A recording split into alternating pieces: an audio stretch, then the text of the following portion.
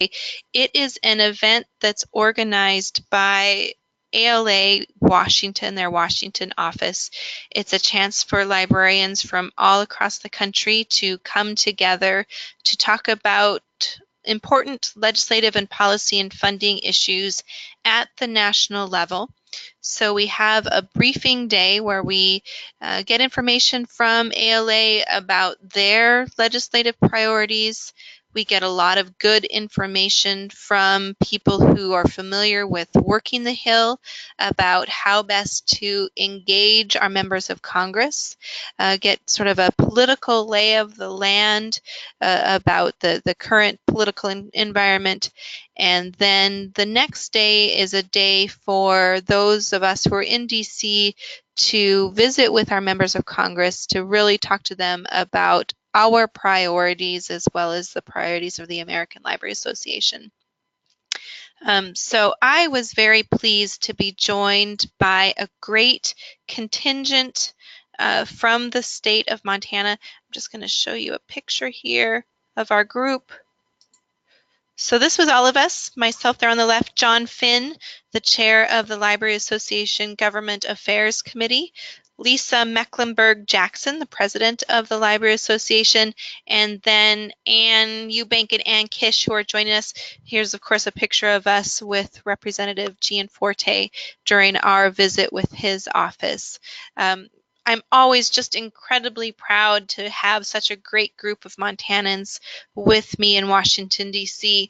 We've joked over the years that I think per capita, Montana sends more delegates to National Library Legislative Day than almost every other state. And if you factor in the distance we have to go to get to Washington, I think we far outshine any other state in terms of our advocacy work there in Washington, D.C.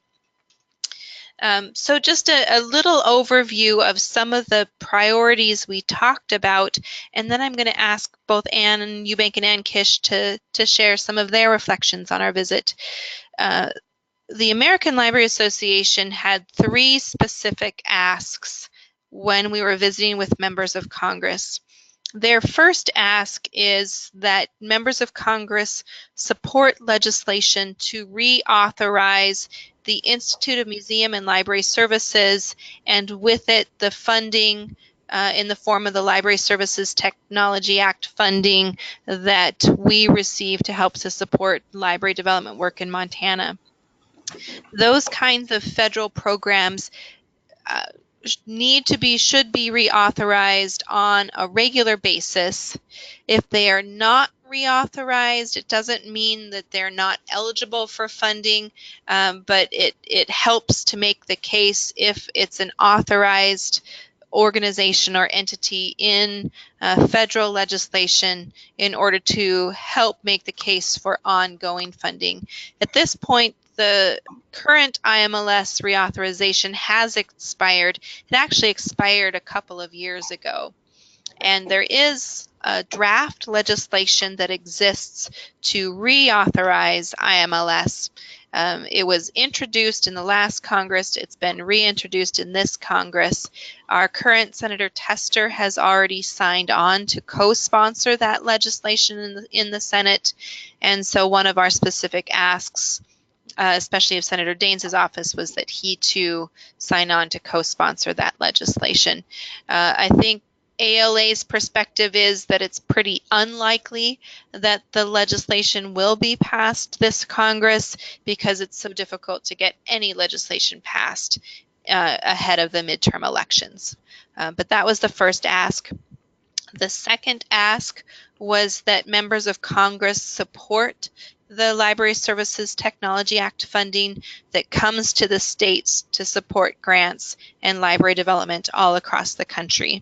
That's an appropriation that's about $186 million. ALA continues to ask for that same amount of funding to be reappropriated. There is some discussion now, kind of quietly amongst the states and with ALA, that it's time to start asking for a funding increase, but I think folks are kind of concerned about the political climate in Washington, D.C., and so I think they're taking a cautious approach to asking for increases. So again, the second ask was just that we ask members of Congress to continue to support level funding for the Library Services Technology Act. And again, Senator Tester has signed what's called a Dear Appropriator letter, showing his support and encouraging other members of the Senate to support that funding when Congress develops the FY19 federal budget. And that process will begin here this summer. The third ask that was discussed at National Library Legislative Day is in support of more broadband, better broadband to libraries. And I thought the ask was really interesting. Instead of asking for funding or asking for support for a specific program or piece of legislation, the ask was to encourage members of Congress, when they're in their home states, to visit libraries, to see how patrons are making use of the broadband and the wireless technology that exists in their libraries, to see firsthand how patrons are using it and the impact that's having in their lives. So that's a really good take-home message for all of us. When members of Congress are back in the state, when you know they're in your communities, especially when they're going to be campaigning, invite them in and encourage them to see how you make use of broadband in your own programming to support digital literacy, to see how your patrons are taking advantage of your wireless options and that kind of thing. So that's an ask that we all can take part in, especially this summer, especially in August when members of Congress are back home. Invite them into your library and showcase how you're making use of those kinds of technologies. So again, the first day of National Library Ledge Day was an overview of these kinds of topics, and then Tuesday was dedicated to visiting with our members of Congress. I will mention one other piece of legislation that was a specific ask for specific states, and Montana was one of those states. The piece of legislation is called the Tribal Connect Act, and it's an act that would make tribal libraries eligible for E-rate funding. It doesn't appropriate new monies, but it removes some of the barriers that currently exist for tribal libraries to participate in the E-rate program.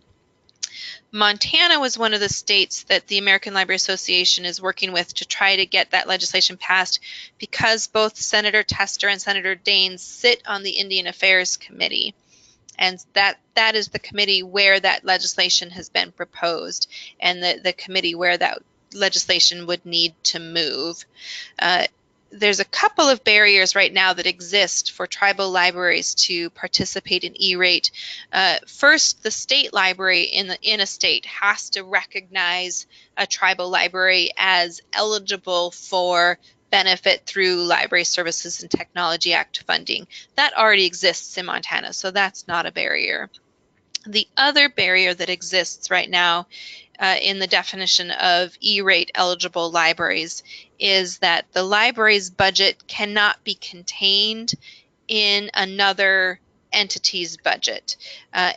This particular requirement precludes libraries like academic libraries and community college libraries, and in Montana's case, tribal libraries, from being E-rate eligible, because our tribal libraries' budgets are tied to their tribal colleges.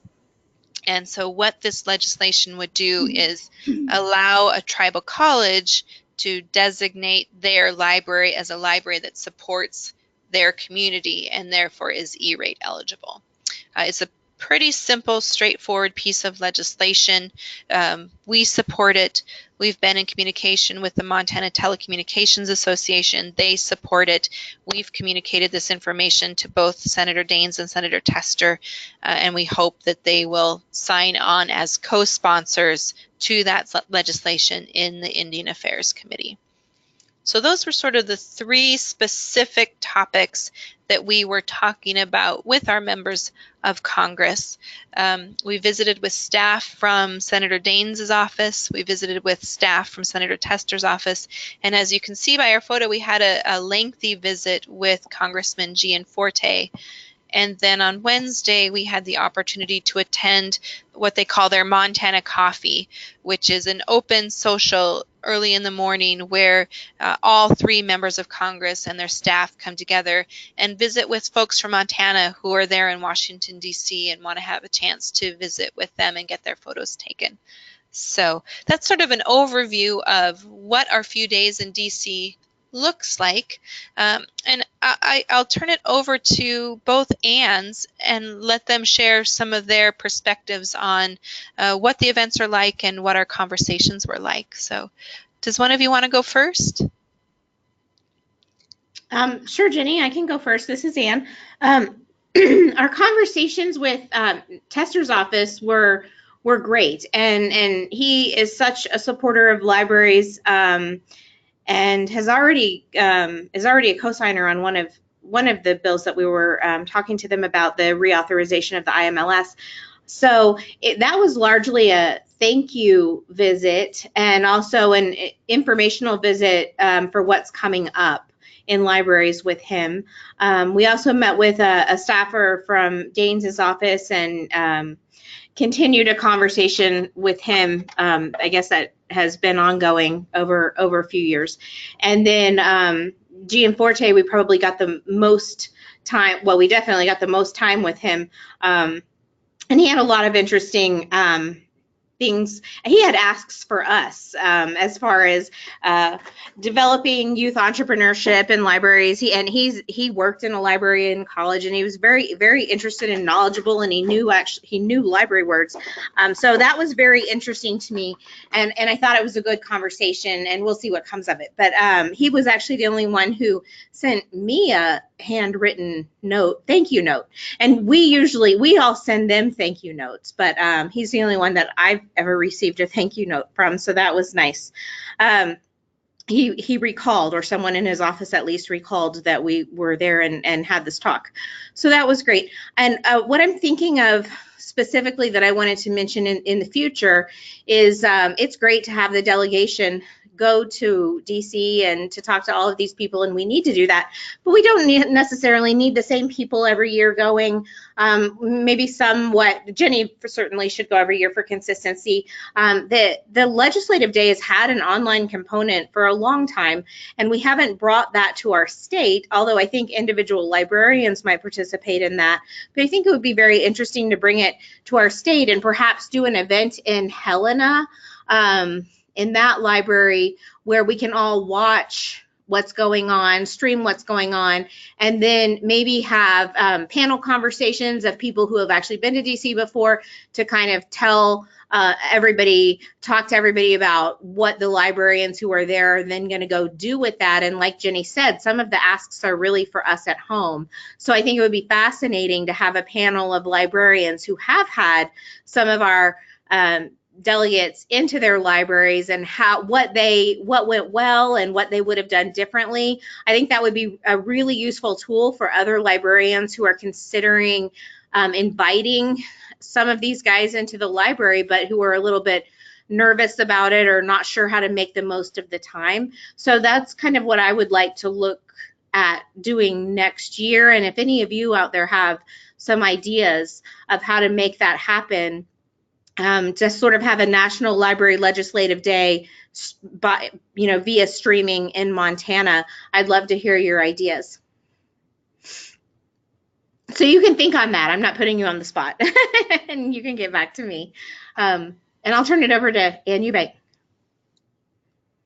Great, thank you, Ann and Jenny, for the great overview. And I had the similar perception that Jenny and Ann had in terms of our meetings, both with the staffers from Senator Tester and Senator Daines' office, as well as with Representative Gianforte himself.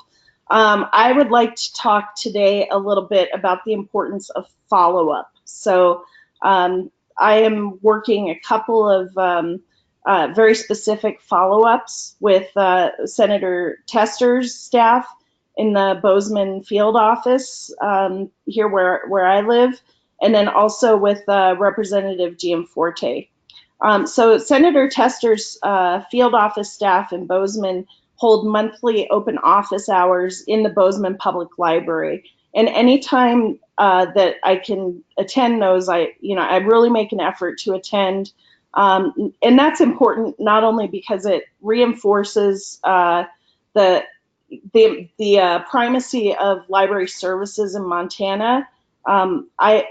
Because they actually meet in the library, I always make an effort to leverage that and say, talk about Bozeman Public, what is happening within our public library system here in Bozeman, and then reiterate the asks that we had on the Hill with Senator Tester's DC staff. And that's important because the field office staff and the DC staff communicate with each other, and the more that we can get them on the same page in terms of our efforts to highlight and showcase library issues and asks, they communicate with each other, and then they're in a aligned front in terms of approaching Senator Tester with the information from the library community. The open office hours are today at 2:30, from 2:30 to 3:30, and I'll be attending those open office hours, and I'll be talking to Jake and Jenna, who are our field representatives here in Bozeman. And it's wonderful because they know me as the library person, and we are on a first name basis. And building that relationship with both the DC staff as well as the local field office staff is just vitally important. If you keep showing up, they will not forget you, and they will remember your issues and then highlight them for the senator. Senator Tester has 8 offices across Montana, and they're in. You can go to his website and then find out if there's a field office in your general area. And I would really encourage you to reach out to Senator Tester as well as Senator Daines through those field offices. Senator Daines, although he lives in Bozeman, does not have a field office here in Bozeman. The closest one to my area is Helena. So anytime I'm in Helena, I do stop by the office and I speak to the person who is working the desk there and just say, hi, I'm Ann, and I advocate for libraries, and here are the things that are important to the citizens of Montana in terms of libraries. So that's one follow-up that I'm pursuing. The second follow-up is something that Representative Gianforte asked of us, as Ann mentioned. It was really interesting to talk to Representative Gianforte because he asked us if we had any asks for him, which is the first time in the maybe 11 or 12 years I've been attending Ledge Day that a representative actually asked us for our asks. That was huge. And it demonstrated that he was really engaged and interested in the conversation.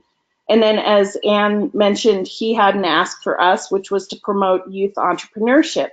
So I did a little digging over the last couple of weeks, and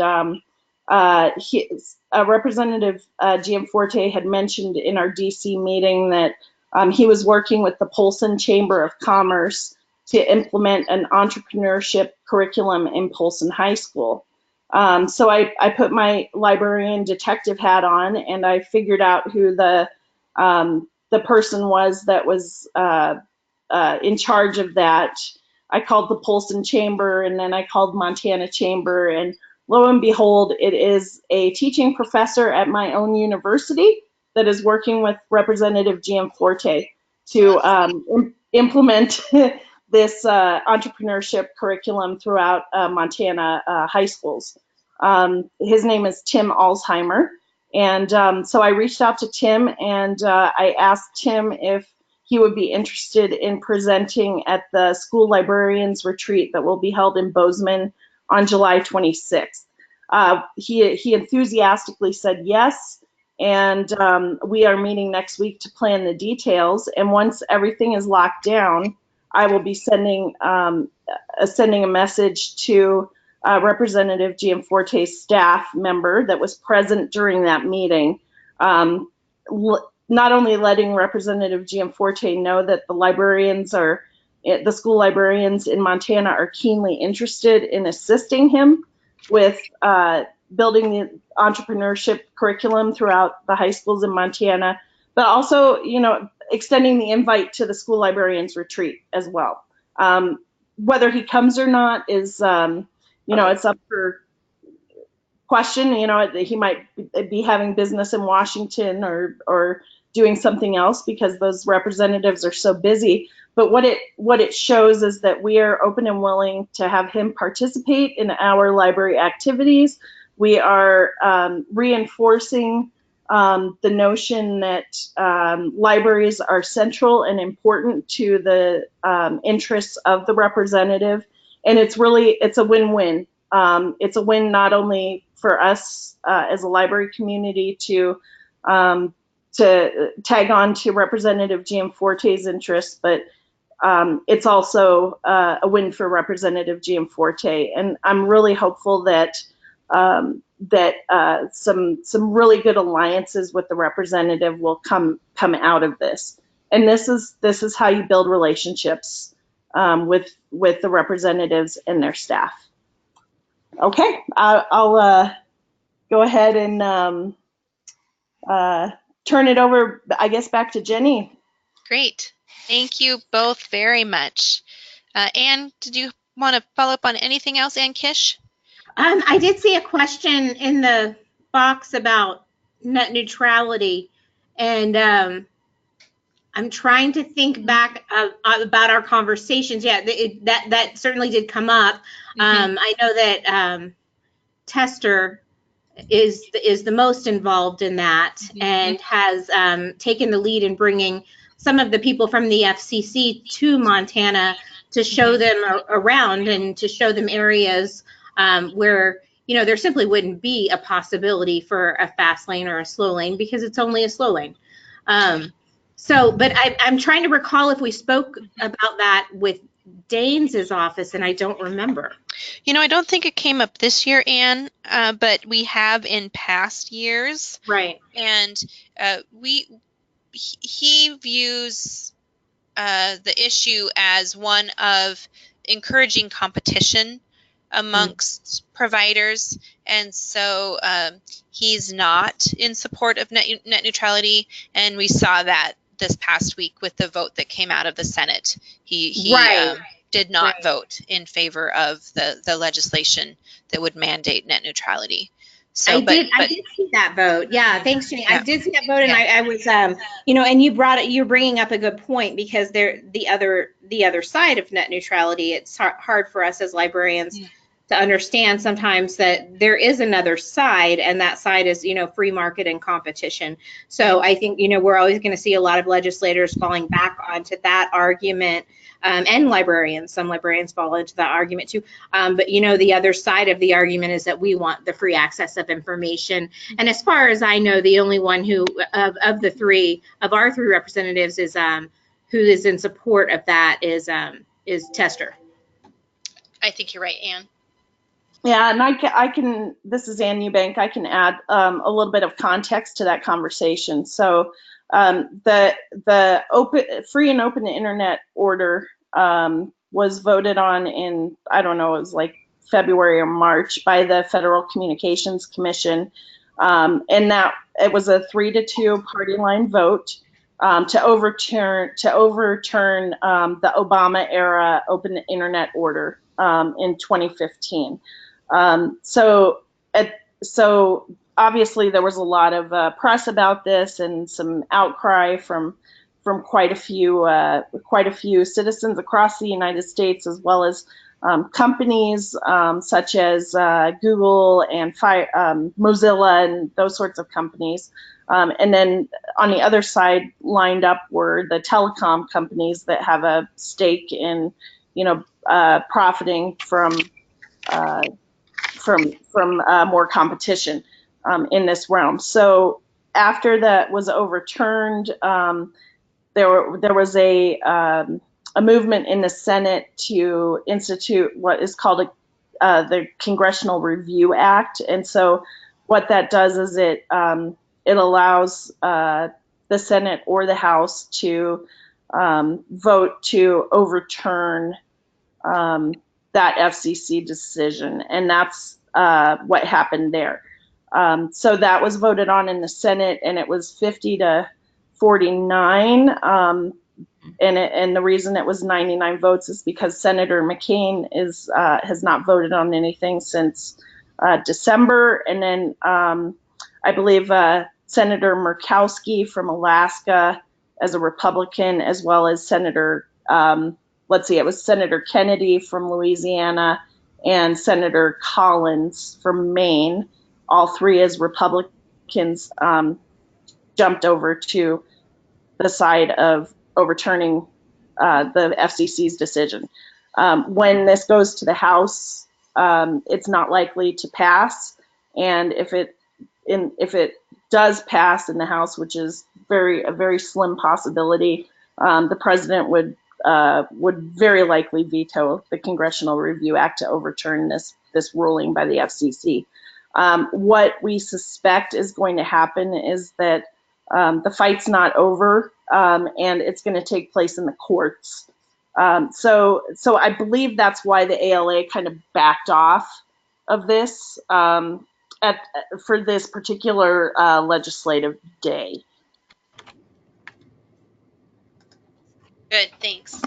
Any questions about the net neutrality orders and legislation? So I just wanted to share a couple of my own reflections. As Ann said, our meetings with Senator Tester and his staff were always incredibly positive. It's just an opportunity to really thank them for all of their great support that they continue to show us and Montana libraries, not only with their words, but really with their votes, and that's so appreciative. I think we're continuing to be in a relationship building stage with Senator Daines. We haven't seen a lot of direct action in support of libraries, but these kinds of relationships do take time to build. So, it's something that we'll continue to work towards in the future. I was really unsure of what to expect in meeting with Representative Gianforte, and I was truly pleasantly surprised. As Ann Kish said, he did work in an academic library when he was a college student. He started off our conversation telling us that he had built an interlibrary loan system for that college a number of years ago. And having that kind of familiarity with their technology created a great opportunity for us to talk about how we use our LSTA funding to leverage technology that's then used by libraries all across the state. And he, I think, appreciated hearing that. One of his specific questions was whether or not we have homegrown built systems or whether or not we're working with the private sector. And so I was able to talk to him about how we use the private vendor Cersei Dynex for the Montana Shared Catalog and Overdrive for Montana Library to Go and so forth. Understanding that he's looking for opportunities for that private sector economic development and public-private partnerships. So I think it gave us a good chance to provide some context for how we're using those federal funds to benefit all libraries statewide. We, of course, come armed with handouts that talk about the impact and the benefits of the services that we offer. We talk about the number of Montanans who have library cards, and it's well over 400,000, almost 500,000 Montanans have library cards. And as Senator Daines' staffer pointed out, there's very few things that they support that benefit nearly half of all Montanans. So that was encouraging to hear. And Eubank talked about follow-up, and one other thing I wanted to mention related to following up is visiting or joining in their town hall meetings, and specifically their call-in town hall meetings. I know that they don't often get to some of our more rural communities, but they do regularly hold these online meetings. And you can find out when they're scheduled by visiting their websites. I encourage you to do that and join in and listen to some of the things that they're saying. It's a great way to get a chance to hear their perspectives on different priorities and to ask specific questions of them. So I encourage you to think about doing that and get to know them that way. And then, as Anne said, visit their offices, visit their open office hours, and get to know their staffers. You might wonder what you might visit with them about. And a great way to think about those topics is, again, to start off by visiting their websites to see what kinds of legislation they might support. All of our congressional delegation are very concerned about veterans affairs and veterans' rights, and Montana libraries do a fantastic job of supporting veterans and digital literacy and workforce development for veterans. So that gives us a really great inroad to talk to our members of Congress about that kind of support. And there's other things that are priorities, whether it's natural resources or other kinds of topics. You can find out more about what they support by visiting their websites and looking at the kinds of legislation that they've sponsored and co-sponsored, and it'll give you great ideas about how you can make connections to the work that goes on in your own libraries. We can't expect immediate action, but it is a matter of getting to know one another, becoming a familiar, friendly face, and working to encourage those kinds of relationships in the same way we work in our local relationships in our local communities.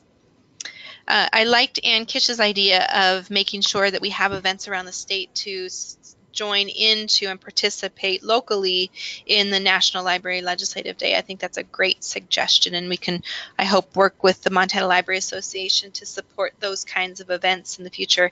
It's really amazing to be in a hall surrounded by librarians and library supporters from all across the country, and they're using technology to allow people to be more a part of that event. So we'll find ways to encourage Montana libraries to take advantage of that. And finally, the last thing I wanted to mention is we're starting to think about, as Ann Kish mentioned, who should attend this event. I can get up and visit with these people about how much money we receive, what the state library does with the money. I can share statistics on library services. I can share statistics on broadband access and broadband use. But it's really you, the librarians, who have the personal stories about what those impacts are like in your individual libraries. And so in visiting with John Finn, we've talked a little bit about maybe the Government Affairs Committee targeting specific stories and then asking individual librarians to attend Ledge Day. MLA does put money to send people to Washington, D.C. It's typically the government affairs chair and the president, but it doesn't necessarily have to be those people. So that's something for us to think about in the future. We want to really think about how we can best tell those unique, local, very personal stories in ways that's hard for the state library to tell. So I think that's an opportunity for us to continue to improve our presence for the National Library Legislative Day events and to bring that work back to the librarians in Montana. I think I'll stop there and ask if there's any questions or comments. Just a comment from Ann Eubank. Thanks, Ann, about her being pleasantly surprised about Representative Gianforte's connection to the library and so interested in libraries issues. So, yeah. I would like to add just a little bit. This is Ann Kish. I would like to add a little bit to that. He was so different than any other legislator that I've spoken to. And what's interesting about all of them is how they use libraries, and to understand before you talk to them what they use libraries for and what they think are valuable about libraries. But to him, he really enjoyed talking about our library management platforms. He wrote some software using COBOL for the library where he worked at. So he really wanted to get into the weeds of talking about the day-to-day operations of libraries. And I've never spoken to a politician who was a great supporter or not of libraries, who wanted to talk about libraries at that level and was excited to talk about them at that level. So if you do have him in, I think he's going to want a tour and to see how your systems work, and to see how your interlibrary loan works. And when you talk to the other two, they're probably going to want the broader, bigger pictures. Great points. I have some information about ALA's 2019 Library Legislative Day that I'd like to share. In 2019, Library Legislative Day is going to look it's going to look different, and the reason why is because the ALA annual conference will be held in Washington, D.C. in 2019. The last time the ALA was in Washington, D.C. for their annual conference was in 2007. And there were so Library Legislative Day in May was actually canceled that year. It will also be canceled in 2019 in lieu of the ALA conference in DC in June. And so the Washington office is currently envisioning what an advocacy day on the Hill would look like in June in conjunction with the ALA annual conference in DC. And this is great for a couple of reasons. First of all, it's a much larger presence on the Hill.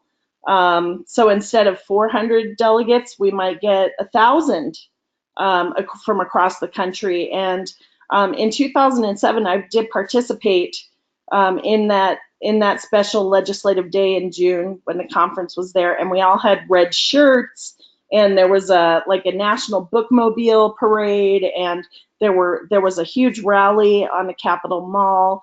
And then also there was an open reception in one of the Senate office buildings where any representative who wanted to come in could get their picture taken with a book for a customized read poster.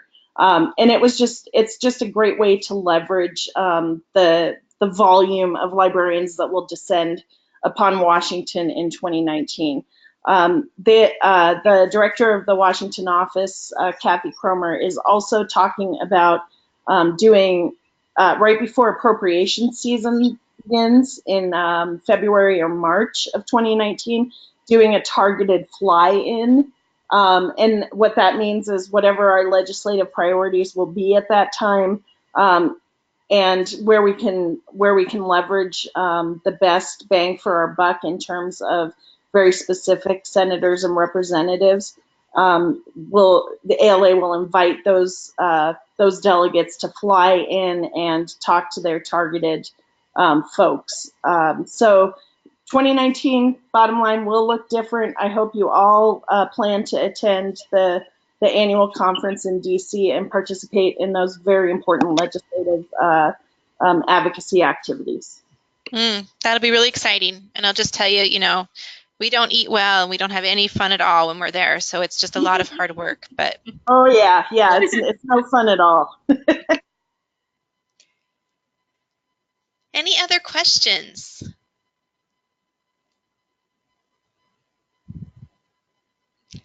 Hazardous duty. A comment in the chat box about your hazardous duty, and I just want to make it clear that I'm pretty sure you need to get your tongue out of your cheek there. But anyway, do you want to talk at all about state library legislative day, because it's just 6-7 months away? Yeah. little bit more than that, but we haven't officially started our planning activities. Those usually commence late August or early September. But in visiting with John Finn, we are planning to have Library Legislative Day here in Helena at the State Library. We're not exactly sure what changes might be in store for us. We know our venue will be a little bit smaller given the space changes at the State Library, but that will still happen. No date yet. Typically, it's the second or third week of January, aligned with our budget hearings, and so we won't know an official date until October, November-ish, somewhere in there. But planning is going to start here in the next couple of months. One of the things we're just sort of brainstorming about is maybe moving away from the printed read posters and doing something in more of an online social media environment. We experimented a little bit with the Facebook videos, and I think that was really successful this last year. So maybe doing something a little bit more along those lines for the coming year. But that planning will certainly begin to take place here very soon. So stay tuned on that. Tuned. So any other questions or comments? Well, I just really want to thank Ann Eubank, Ann Kish, John, and Lisa for joining me in DC. We had just a tremendous group, and your insights at just the right moment are always so incredibly valuable. So thank you, and thanks for joining me today. And there's lots of thank yous in the chat box as well. So with that, I'm going to stop our recording. You have anything else, Jenny, before I do that? Nope. Go ahead. All right. Thanks, everyone. Thank you.